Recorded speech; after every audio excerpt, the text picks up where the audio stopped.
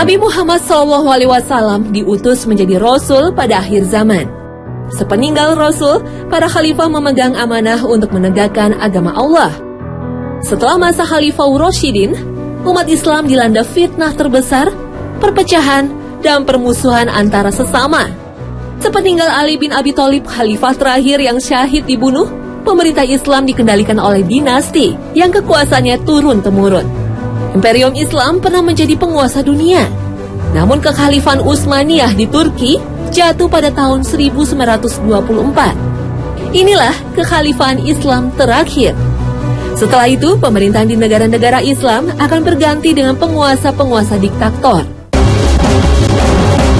Isyarat yang disampaikan Rasulullah sudah terjadi. Beberapa negara Arab seperti Mesir, Irak, dan Libya dipimpin oleh para penguasa diktator. Tapi, para penguasa diktator yang berkuasa puluhan tahun ini akhirnya tumbang. Presiden Irak Saddam Hussein jatuh pada tahun 2003 setelah Amerika Serikat mengirimkan kekuatan militernya untuk menumbangkan rezim Saddam. Sedangkan Presiden Mesir Hosni Mubarak lengser pada tahun 2011 setelah mendapat tekanan dari rakyatnya. Dan terakhir pada tahun 2012 lalu, pemimpin Libya Muammar Gaddafi diburu, ditangkap dan dibunuh oleh rakyatnya. Dalam sebuah hadis, Rasulullah pernah mengungkapkan tentang Bani Kanturoh yang akan melakukan invasi terhadap negeri Basrah. Hadis yang diriwayatkan oleh Abu Daud ini yang dimaksud dengan Basrah, sebuah negeri kaum muslimin yang berada di tepi sungai Dajlah, adalah Irak. Karena Irak, negeri di kawasan Teluk yang berada di tepi sungai Tigris, nama lain dari Dajlah. Lalu, siapakah yang disebut Bani Kanturoh?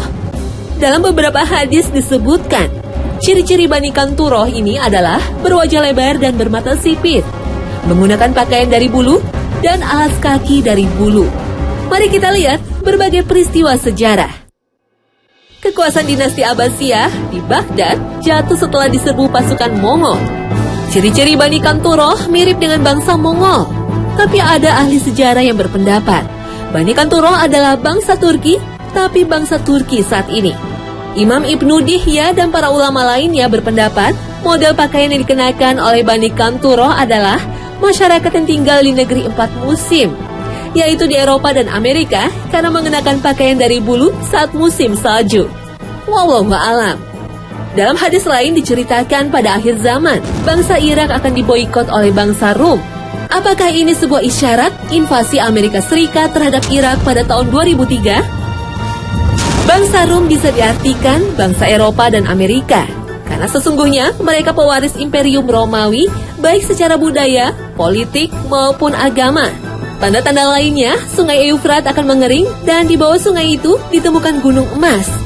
Kelak akan berduyung-duyung pasukan dari berbagai bangsa untuk memperebutkan emas itu sehingga terjadi pertumpahan darah. Rasulullah melarang umat Islam untuk ikut dalam perebutan emas ini. Emas yang dimaksud hadis itu sebagian ulama mengartikan sebagai emas hitam.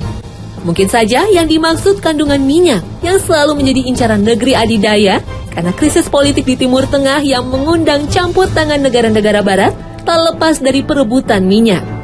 Karena negara-negara maju sangat tergantung pada energi minyak bumi.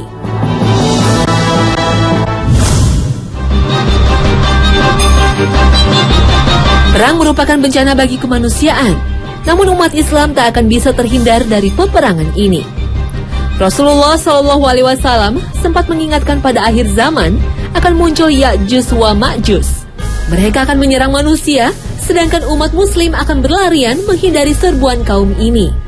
Setelah menghancurkan penduduk bumi, mereka berkata, penduduk bumi sudah kami binasakan, maka berikutnya yang tertinggal adalah penduduk langit.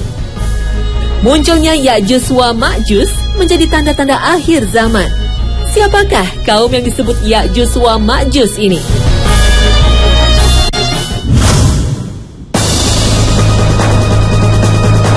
Sekelompok manusia yang disebut Ya'juj wa Ma'juj akan melakukan kerusakan di muka bumi.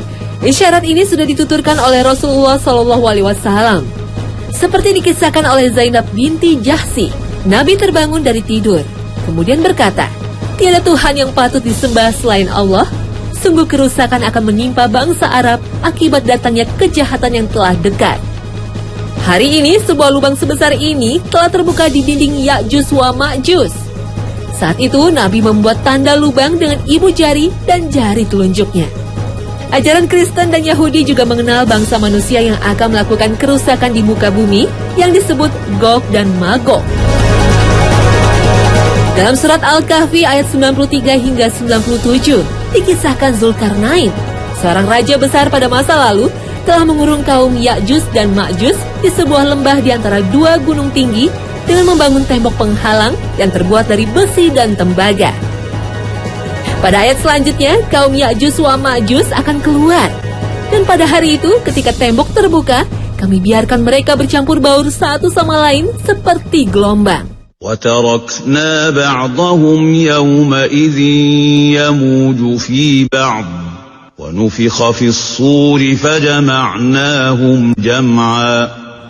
Sebagian ahli tafsir berpendapat, tembok dibangun di daerah Kaukasia antara Laut Hitam dan Laut Kaspia. Wilayah ini berada di perbatasan antara Georgia dan Rusia yang penuh dengan pegunungan tinggi dan lembah curam. Kawasan ini dikenal dengan Ngarai Darial. Apakah tembok yang dibangun Zulkarnain ini sudah terbuka? Dan kaum Ya'juj wa Ma'juj sudah menyebar di muka bumi? Wallahu a'lam.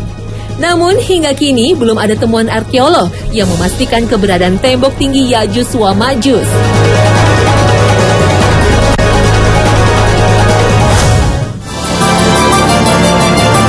Seorang ahli tafsir Imran Hussein meyakini bahwa lepasnya Ya'juj wa Ma'juj sudah dijelaskan dalam Al-Quran surat Al-Anbiya ayat 95.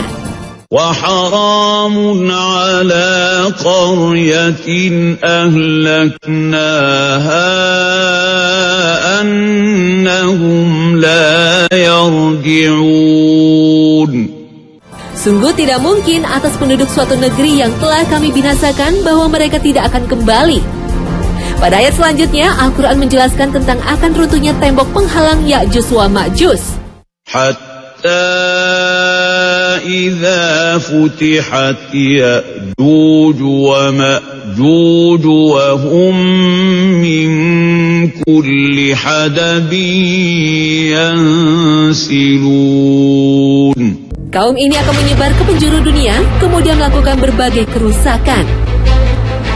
Menurut catatan sejarah, Nebukadnezar, penguasa Babilonia, pernah menghancurkan kerajaan Yahuda dan mengusir kaum Yahudi dari Yerusalem pada abad ke-6 sebelum Masehi sehingga mereka berdiaspora.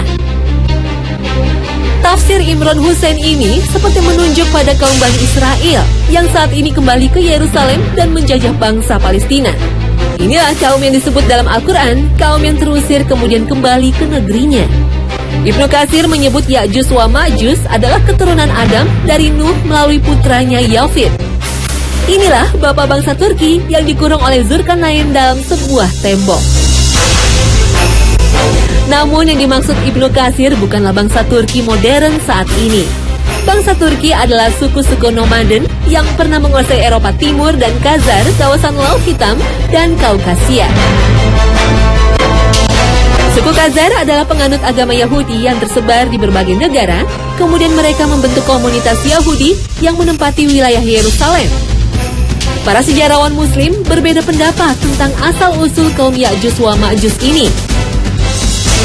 Ada yang mengatakan mereka adalah bangsa Tartar dan bangsa Mongolia yang telah menghancurkan kekhalifahan Abbasiyah di Baghdad. Siapakah sesungguhnya Ya'juj wa Ma'juj? Wallahu a'lam. Namun Rasulullah sempat berkhutbah untuk memberi petunjuk tentang ciri-ciri kaum Ya'juj wa Ma'juj ini. Kalian mengatakan tidak ada musuh, padahal sesungguhnya kalian akan terus memerangi musuh sampai datangnya Ya'juj dan Ma'juj. Lebar mukanya, kecil matanya, dan ada warna putih di rambut atas. Mereka mengalir dari tempat-tempat tinggi, seakan-akan wajah-wajah mereka seperti perisai. Inilah salah satu tanda-tanda akhir zaman yang menjadi peringatan bagi kaum mukminin.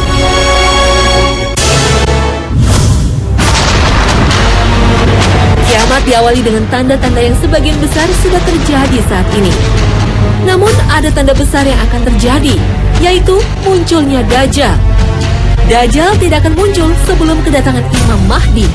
Setelah itu, tiba saatnya Nabi Isa alaihissalam akan turun ke bumi untuk membantu Imam Mahdi menumpas pasukan Dajjal.